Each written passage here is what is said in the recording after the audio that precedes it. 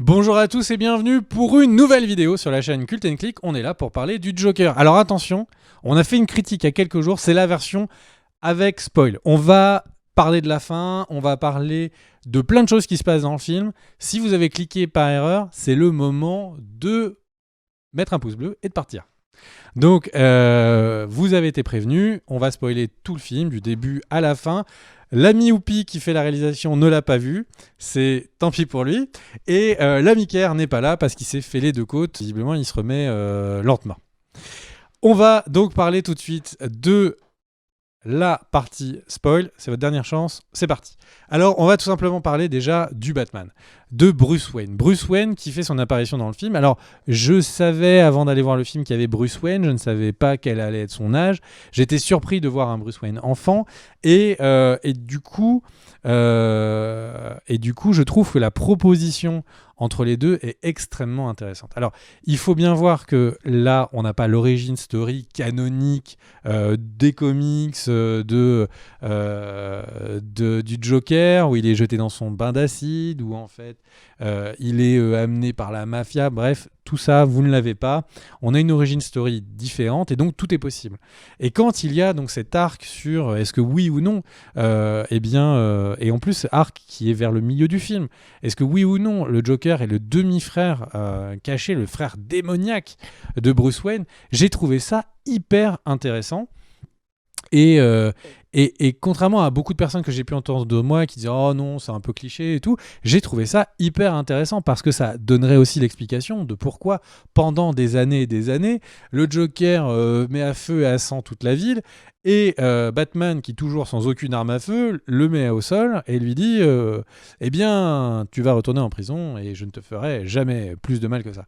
C'est quelque chose qui je trouve était très très bien trouvé.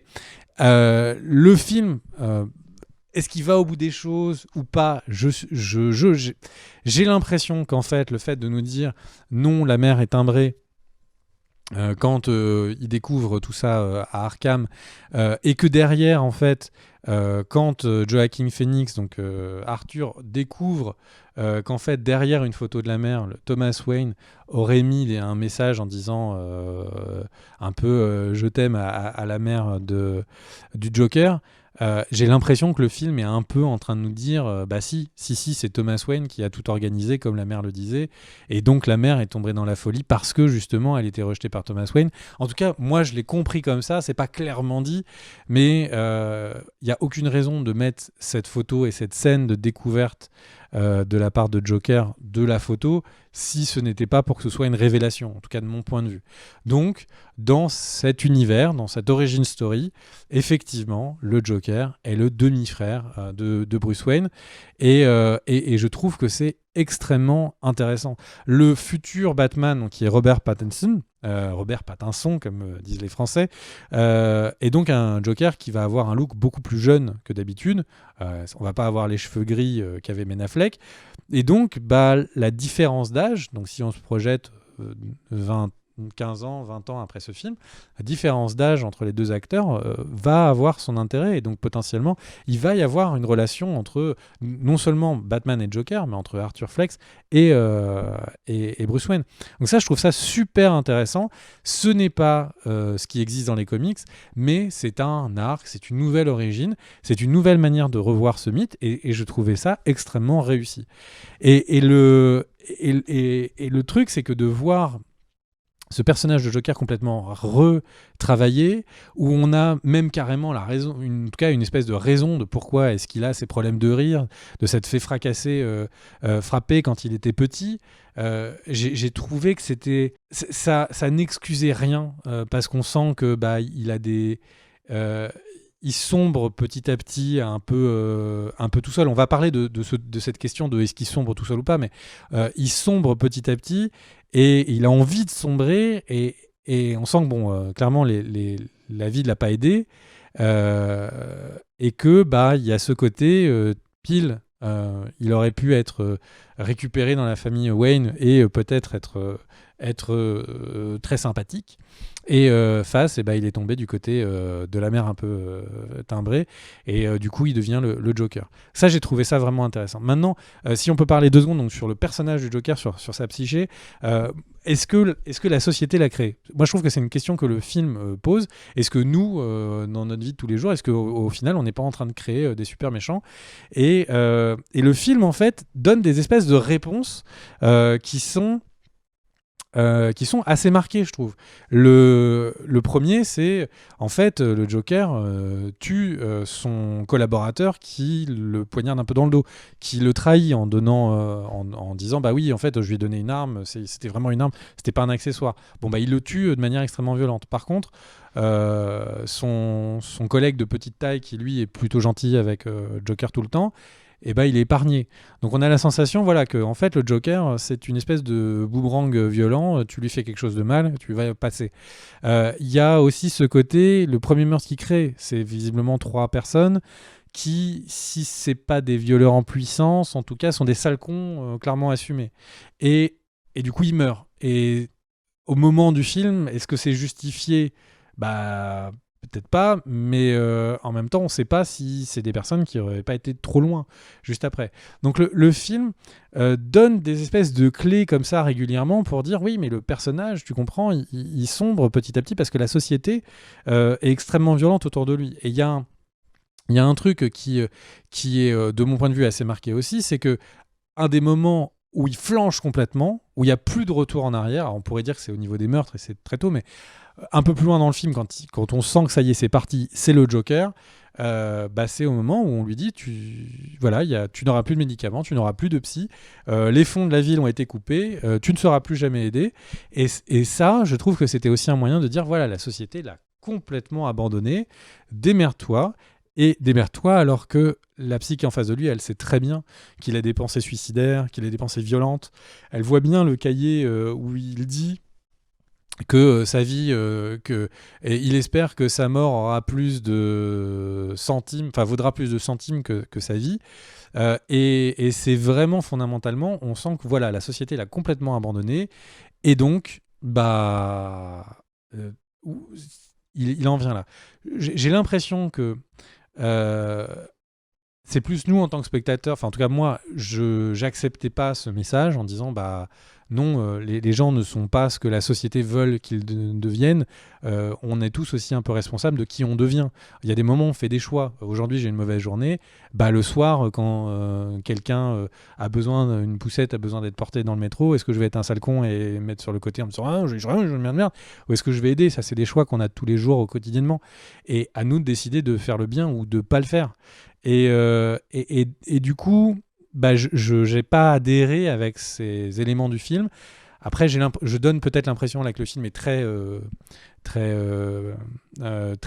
marqué sur ce choix, mais en même temps, il faut quand même admettre que dans le film, on a l'impression que la population, en fait, il y a un meurtre dans le métro, et d'un seul coup, la population en fait un héros en disant mais en fait, il a tué 3 riches, alors en fait, il faut tuer tous les riches. Donc on a un peu l'impression que la ville décide pour lui qu'il faut qu'il devienne l'emblème du mal-être de la ville. Et la ville va peut-être pas assumer qu'en fait, l'emblème de son mal-être, c'est un tueur en série. Et là, en fait, on est en France, on est en 2019 quand on voit le film. J'ai eu du mal à ne pas voir ce mouvement en fait contre la société, contre les riches, de pas voir des similitudes. Alors c'est pas la même chose, mais des similitudes avec le mouvement des Gilets jaunes, avec les protestations, qui est beaucoup plus pacifique que ce qui est dans le film. On rassure tout le monde. Mais le truc, c'est que il y a vraiment la sensation que ce film. Alors déjà, on pourrait se dire, mais comment Warner accepte de faire un film qui porte un super méchant et pas un super héros ? Des films chez DC, des super héros chez DC, il y en a des milliers. Là, c'est un film sur un super méchant, en plus avec une population qui est plutôt enclin à aller casser de la grande société. Et donc Warner, qui est une grosse société, comment il valide ça ? J'ai pas de réponse à ça.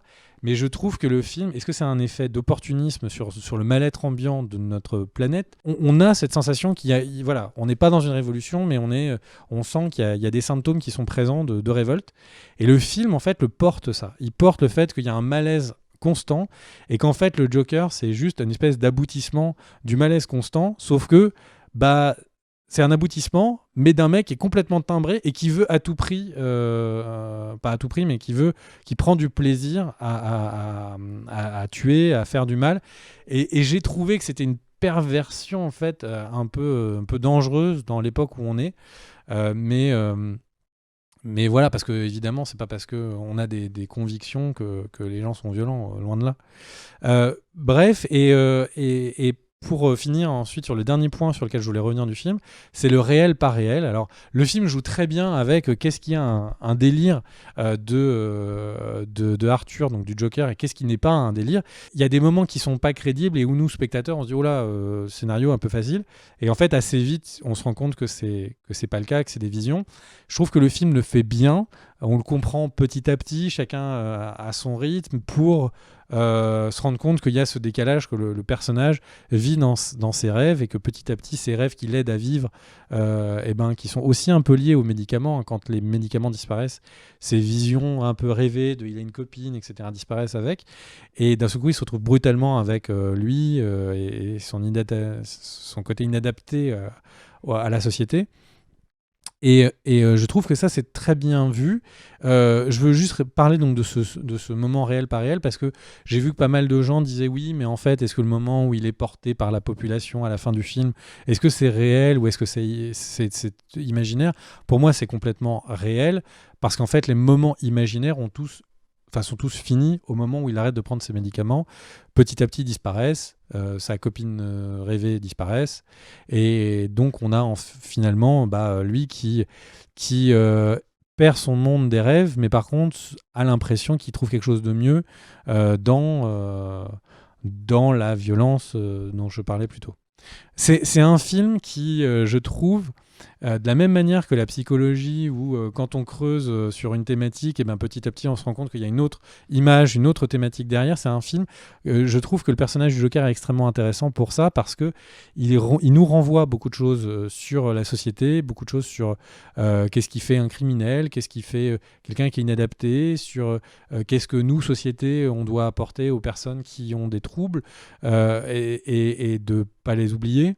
Bref, c'est un film que je trouve vraiment très intéressant. Comme j'en parlais dans la vidéo critique, je trouve juste que c'est dommage qu'il ne soit pas allé jusqu'au bout du truc. Parce que là, en fait, on a ce moment un peu à la fin où il est porté par la société, tout le monde qui dit « Ah, bravo », tous les gens qui ont des masques de clown. Ouais, mais en fait, il aurait fallu aller jusqu'au bout du personnage. Le bout du personnage, c'est Joker qui va, du coup, dans une salle de gala, qui bute tout le monde, qui fait des vidéos pour dire « Regardez, j'ai buté tout le monde », parce qu'il essaye toujours aussi de se starifier. C'est pour ça qu'il est très content d'aller au Murray Show. Et le truc, c'est que d'avoir ce personnage qui va jusqu'au bout des choses, qui commet des crimes innommables, ça aurait était plus clair moralement sur le fait que c'est un timbré, et que et que là où il amène les choses, la population peut pas le suivre, et le fait qu'il ne l'ait pas fait, qu'il se soit sans doute auto-censuré parce qu'il voyait déjà un peu venir la polémique, je trouve que c'est sans doute un peu dommage. Ça aurait changé le Peggy du film. Il aurait peut-être fallu être un plus de 18 pour voir le film, mais ils auraient poussé la proposition artistique qu'il y a là jusqu'au bout. Voilà. Bon, après, c'est mon point de vue. Je suis pas un grand fan des films d'horreur, comme j'en parlais dans l'autre vidéo. Donc, peut-être même que le film aurait été trop violent pour moi et j'aurais tiqué. Mais j'ai un peu l'impression que cette fin, elle est un petit peu décevante parce qu'ils vont pas au bout du truc. Mais bon, voilà. C'était mon avis. J'espère que ça vous a un peu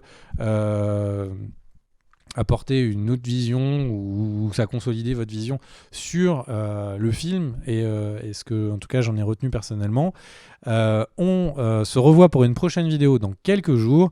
Je te redis à toi, Ker, si tu vois cette vidéo après avoir vu le film, j'espère que tu te remets. Et à tous, merci d'avoir regardé, des bisous, et surtout n'oubliez pas, le partage, c'est la vie. Ciao, ciao.